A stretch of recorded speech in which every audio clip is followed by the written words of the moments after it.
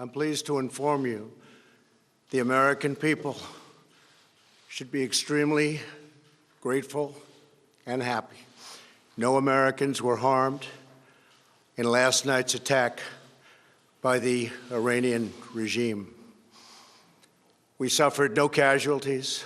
All of our soldiers are safe, and only minimal damage was sustained at our military bases. Our great American forces are prepared for anything.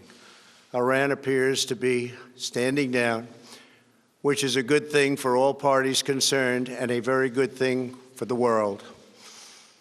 No American or Iraqi lives were lost because of the precautions taken, the dispersal of forces, and an early warning system that worked very well.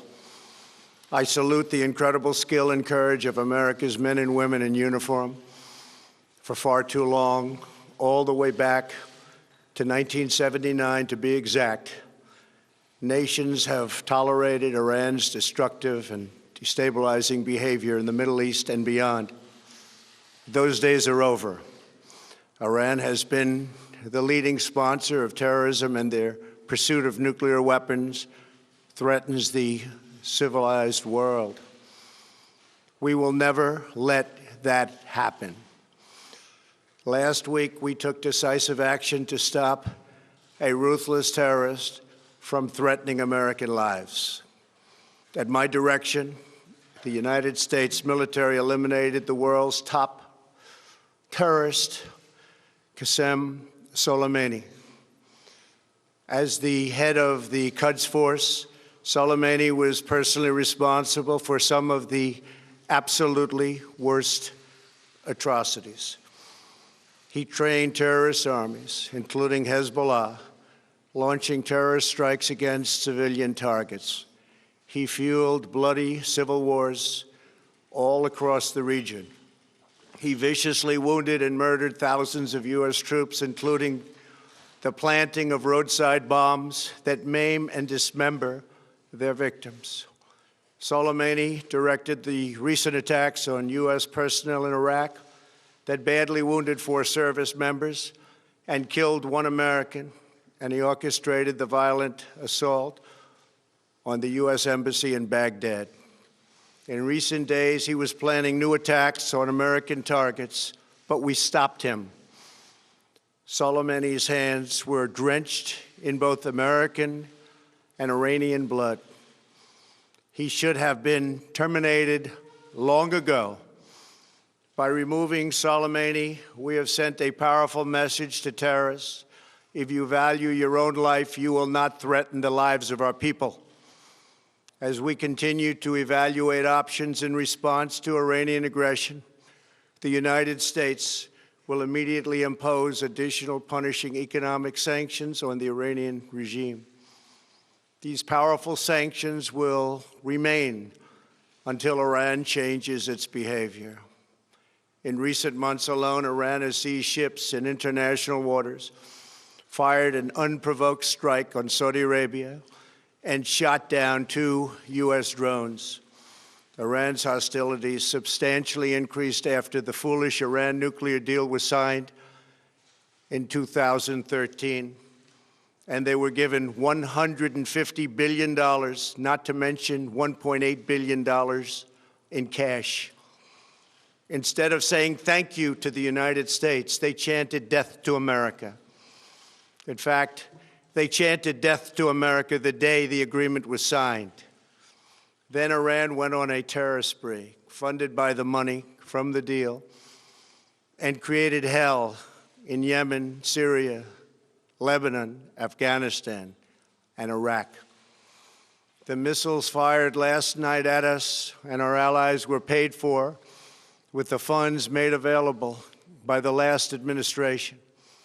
The regime also greatly tightened the reins on their own country, even recently killing 1,500 people at the many protests that are taking place all throughout Iran.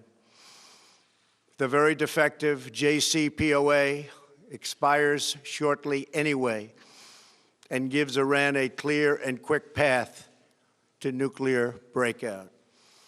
Iran must abandon its nuclear ambitions and end its support for terrorism. The time has come for the United Kingdom, Germany, France, Russia, and China to recognize this reality. They must now break away from the remnants of the Iran deal, or JCPOA. And we must all work together toward making a deal with Iran that makes the world a safer and more peaceful place. We must also make a deal that allows Iran to thrive and prosper and take advantage of its enormous untapped potential. Iran can be a great country. Peace and stability cannot prevail in the Middle East as long as Iran continues to foment violence, unrest, hatred, and war. The civilized world must send a clear and unified message to the Iranian regime. Your campaign of terror, murder, mayhem will not be tolerated any longer. It will not be allowed to go forward. Today, I am going to ask NATO to become much more involved in the Middle East process. Over the last 3 years, under my leadership, our economy is stronger than ever before, and America has achieved energy independence. These historic accomplishments change our strategic priorities. These are accomplishments that nobody thought were possible. And options in the Middle East became available. We are now the #1 producer of oil and natural gas anywhere in the world. We are independent, and we do not need Middle East oil. The American military has been completely rebuilt under my administration at a cost of $2.5 trillion. U.S. armed forces are stronger than ever before. Our missiles are big, powerful, accurate, lethal, and fast. Under construction are many hypersonic missiles. The fact that we have this great military and equipment, however, does not mean we have to use it. We do not want to use it.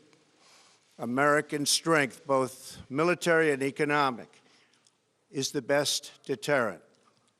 3 months ago, after destroying 100% of ISIS and its territorial caliphate, we killed the savage leader of ISIS, al-Baghdadi, who was responsible for so much death, including the mass beheadings of Christians, Muslims, and all who stood in his way.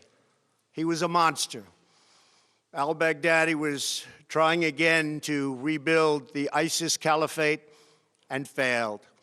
Tens of thousands of ISIS fighters have been killed or captured during my administration. ISIS is a natural enemy of Iran. The destruction of ISIS is good for Iran, and we should work together on this and other shared priorities. Finally, to the people and leaders of Iran, we want you to have a future, and a great future, one that you deserve, one of prosperity at home and harmony with the nations of the world. The United States is ready to embrace peace with all who seek it. I want to thank you, and God bless America. Thank you very much. Thank you. Thank you.